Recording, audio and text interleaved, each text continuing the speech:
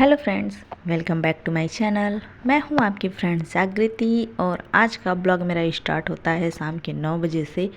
तो फ़िलहाल इस टाइम तक मैं अपने बच्चों को सुला चुकी हूं और ये है मेरे पढ़ने का टाइम, क्योंकि इसी टाइम से मैं स्टार्ट करती हूं ज़्यादातर जब भी मेरे बच्चे सो जाते हैं।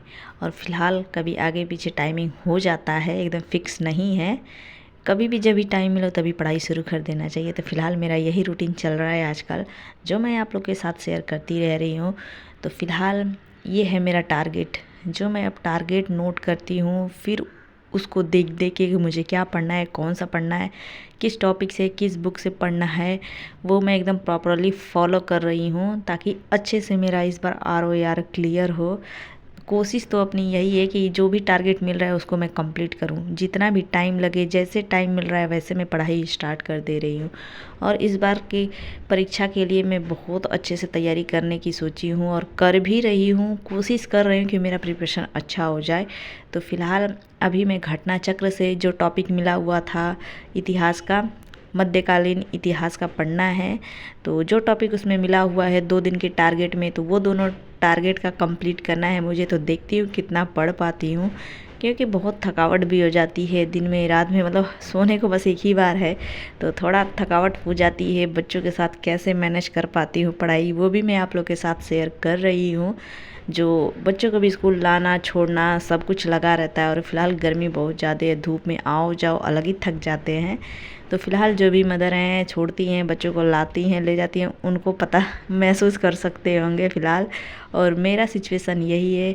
और फ़िलहाल अभी मैं अपना ये टॉपिक पढ़ने बैठ चुकी हूँ, जो इसको कंप्लीट करने की कोशिश करूँगी, क्योंकि 4-5-6 टॉपिक है। तो इतना जल्दी सारे कंप्लीट तो होने की संभावना नहीं है, लेकिन कोशिश है कि मैं पढ़ के ही सोऊं। तो देखिए मैं कितना पढ़ती हूँ। तब तक आप लोग कैसे हैं, आशा करते हैं अच्छे होंगे और आप लोग की पढ़ाई भी अच्छी चल रही होगी, मन लगा के कर रहे होंगे। और फ़िलहाल जो मैं चैनल बताई हूँ आप लोग भी उसको फॉलो कर ही रहे होंगे, मैं आशा करती हूँ। फ़िलहाल कुछ लोग कमेंट तो करे थे कि हाँ हम भी यही चैनल फॉलो करते हैं, बट जो नहीं कर रहे हैं वो भी करिए और अच्छे से तैयारी करिए, क्योंकि जब फार्म भर दिए तो लापरवाही करने का क्या मतलब है। फ़िलहाल मैं अपना अच्छे से प्रिपरेशन में लगी हुई हूँ।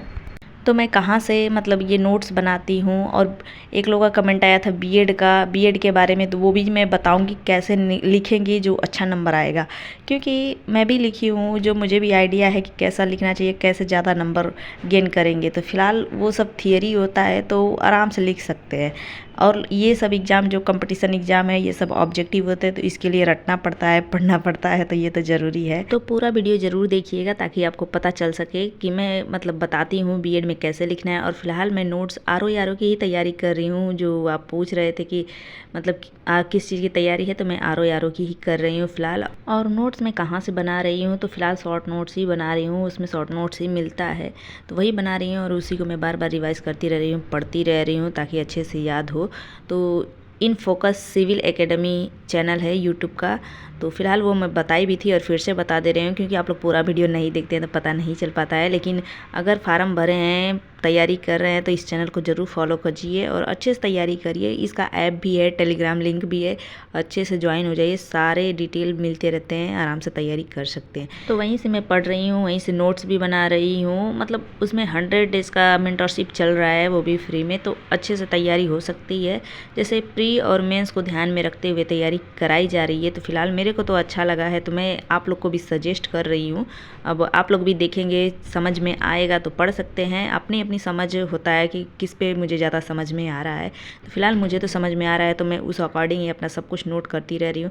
तो ये है शॉर्ट नोट्स, जो अभी जितना पेज लिखी हूँ उतना पेज पढ़ती जा रही हूँ, ताकि मतलब इसमें का लैंग्वेज जो हिस्ट्री, जियोग्राफी, पुराने इतिहास के जो होते हैं, तो नाम बहुत उल्टा सीधा रहता है, याद नहीं होता है। तो उसी को याद करने में लगी हुई हूँ कि याद हो जाए अच्छे से। तो डेली एक बार सुबह सुबह जगती हूँ तो 1-2 बार पहले उसको रीडिंग कर लेती हूँ, फिर नेक्स्ट पढ़ने जाती हूँ, ताकि मतलब ऐसे ही नोट्स बना बना के मैं सारा रीडिंग करती रहूँगी और पढ़ती रहूँगी। तो डेली का नोट्स भी उस पर मिलता है और तैयारी भी होती है। तो फ़िलहाल ये आप लोग का डाउट क्लियर हो गया होगा कि मतलब किस चीज़ की तैयारी कर रही हूँ और नोट्स किस चीज़ की बना रही हूँ। और रही बात बीएड की, जो आप कमेंट करी थी कि बीएड में कैसे लिखे, बहुत लॉन्ग क्वेश्चन होता है, तो बहुत इजी है। ये बीएड तो अब सेमेस्टर वाइज हो गया है, तो हर सेमेस्टर का श्योर सीरीज आता है। अच्छा खासा श्योर सीरीज पढ़िए।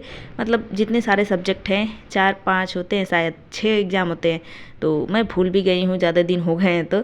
और कितने वर्ड्स में लिखते हैं ये भी मैं भूल चुकी हूँ, लेकिन श्योर सीरीज ले लेंगी, पूरा श्योर सीरीज ख़त्म करके जाइए। जिस चीज़ का पेपर है एकदम ख़त्म करके जाइए, पूरा हेडिंग डाल के हेडिंग के अंदर उससे रिलेटेड लिखते रहिए। और फिलहाल एक अलग कलर का पेन होना चाहिए, स्केच और कलरफुल पेन का उपयोग करेंगे तो ज़्यादा अच्छा रहेगा, उससे नंबर बहुत ज़्यादा अच्छे आ जाते हैं। और उसमें जो लिखना है ना, हिंदी इंग्लिश मिक्स लिखिएगा ज़रूर।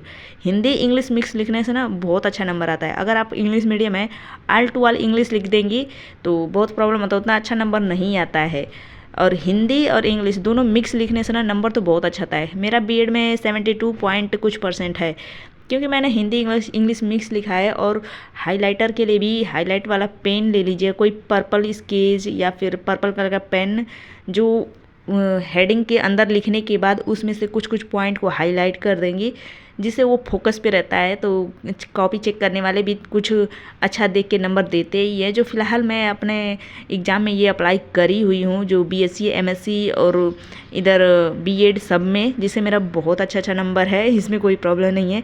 वाली मेरा ऑब्जेक्टिव जो भी ये पेपर होता है ना, उसमें नहीं आता है। थियरी वाले में मेरा बहुत अच्छा नंबर आया हुआ है, इसलिए मैं फ़िलहाल बीएड के लिए पूछी तो मैं एकदम यही सलाह दूंगी कि आप अच्छे से लिखिएगा और हिंदी इंग्लिश मिक्स और श्योर सीरीज पूरा पढ़ के जाइएगा। पूरा मतलब मेन जो जिससे रिलेटेड क्वेश्चन पूछेगा उसका हेडिंग डालिए, उसके अंदर अपना लिखिए उससे रिलेटेड, और हिंदी इंग्लिश मिक्स। और फिर उसके बाद अलग पेन से उसको एक हाईलाइट करते जाइएगा, कुछ कुछ पॉइंट को हाईलाइट करते जाइएगा। और हेडिंग को स्केच से ही डालना है, ब्लैक स्केच। और बाकी उसके अंदर जो छोटा छोटा हेडिंग रहता है उसको ब्लैक पेन से डालिएगा। फिर जो उसके अंदर जो पॉइंट होते हैं, कुछ कुछ इंपॉर्टेंट पॉइंट लगेंगे, उसको हाईलाइट करते जाइएगा। ज़्यादातर जो इंग्लिश में वर्ड लिखे होंगे उसको हाईलाइट करते जाइएगा। इससे बहुत ज़्यादा मतलब अच्छा तो आता है नंबर। ये मैं अपने एक्सपीरियंस के साथ बता रही हूँ, और मैं ऐसे वीडियो के थ्रू ही बता रही हूँ। ऐसा नहीं कि मैं लिख के बताऊँ, क्योंकि ये मेरा कोई एजुकेशनल चैनल नहीं है जो मैं बताऊँ। ये मेरा ब्लॉग है जो मैं आप लोग के साथ शेयर करती रहती हूँ।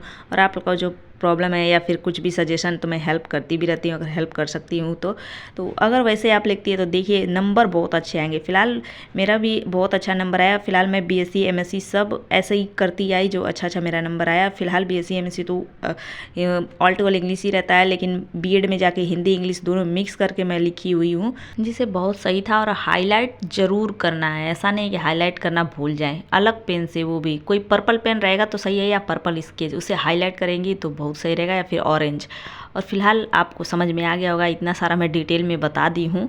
अगर आप करके आती हैं तो ज़रूर अच्छा नंबर आएगा। और पूरा एकदम फुल पेज भरना है, ऐसा नहीं है कि फुल पेज और कुछ पेज छोड़ के आए, तो ऐसे नहीं होता। एकदम all to all back side भी जो खाली वाला पेपर रहता है वाइट, एकदम ब्लैक एंड वाइट, उस पर भी लिख के आइए। फिलहाल मैं तो ऐसे ही लिख के आती थी, तो अच्छा नंबर आया। तो चलिए, आज का मेरा फ़िलहाल आपका डाउट क्लियर हो गया होगा। और मेरी स्टडी तो चल ही रही है।